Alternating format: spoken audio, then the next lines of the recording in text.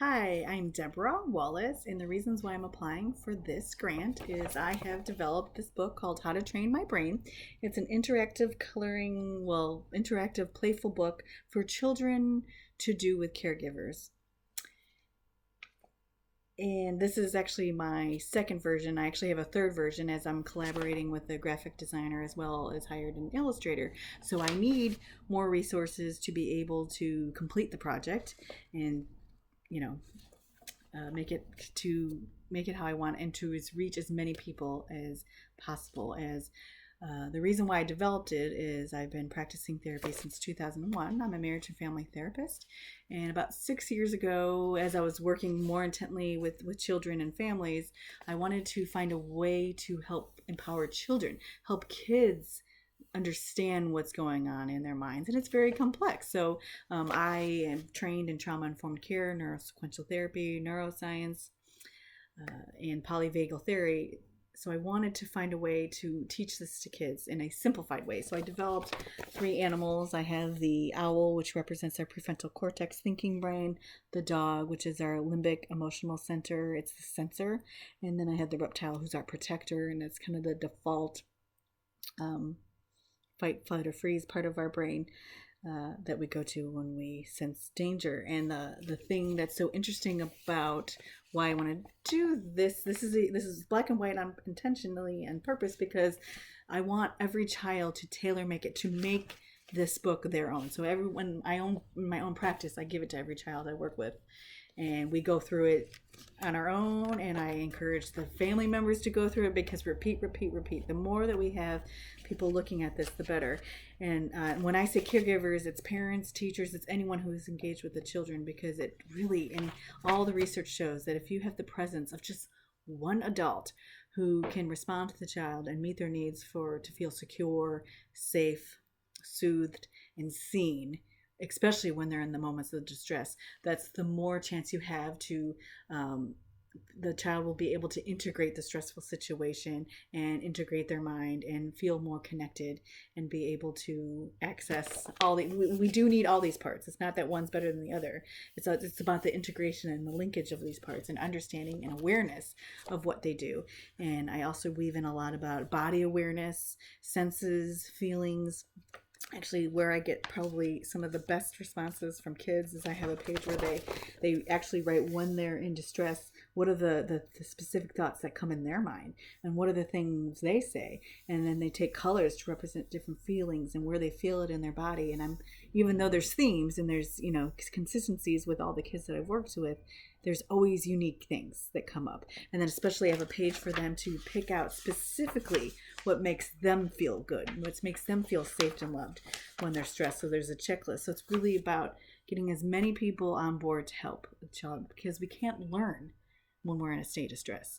And so my idea, it's for 5 to 11-year-olds currently, this book. However, I want as many as possible, and ideally, if I even had more resources, because I want to finish the project, publish it, I would love to be able to do trainings and go across nationwide in New Zealand or even around the world to be able to get this into family. Like, ideally, I would like to train staff on how to engage parents so that parents can do these for those kids and then share this information with teachers, so everyone's working together as a team. I use a narrative therapy approach as well, and so I really want to reach as many people as possible. So that's why I need more resources. And the stigma, the myth that I really want to bust is a lot of people believe that children are naughty. And when they're acting out, unfortunately in our society, we tend to punish them. Or when children are acting out, that stresses the adults, the individuals they're in relationship with. And so everybody's stress responses are getting triggered, and it creates a horrible, chaotic reaction for everybody involved in the system. And so we need to bust that. My favorite fact is that all negative behavior comes from a state of stress and unmet needs. So again, all negative behavior comes from a state of stress and unmet needs. So the more people that are engaging in children understand that kids aren't out to get you, they're having a hard time. They need space. They need safe places to process, which is what this book provides, as a safe, playful approach to let these thoughts and feelings out, and so that we can come up with plans to get their vital needs met. A lot of people say kids are, acting out to get attention. Well, guess what? they need attention. They need connection. In our high-paced world, we're just not getting that right now. And so I want to make that happen. And also there's the myth of, then there's kids who've had trauma and abuse and even worse, and they tend to be labeled as problem children when they need the most help. And it hurts my heart tremendously. And I just really want to help as many people as possible. And I have done workshops I live on Wahiki Island. I've done workshops for teachers and parents already. And then just internationally, I've also done many workshops. And there's people hungry for this. They really want this, because we end up paying for it more in healthcare and our judicial system, and then dealing with the problems. And so this is a more proactive, fun way that everyone learns. And I was actually trained, I was going to be a teacher, an elementary ed teacher, and I don't want to add more work onto teachers either. But what I want to stress is we all have the ability to become more aware of our own stress signals and find ways to cope and self-regulate ourselves, because children, self-regulation actually comes through co-regulation. You need someone to help learn. And so this is what the hope of this book comes from. And as I mentioned, I developed this working with families. So I'm constantly open to feedback, as I ever do when I give it to family. Tell me what you see, tell me what helps, tell me what you need. I would love to be able to create measures, maybe before, after assessments that they can take within my own practice, as well as feedback forms. I have so many ideas, and that's why I'm so looking forward to being able to have more resources and such. So my main project, as I mentioned right now, is really just to get this book published. And I also have a caregiver's notebook that I want to go along with it, because unfortunately, as I mentioned, I realized so many parents and even teachers, even though they know child development, are still trained in a certain model.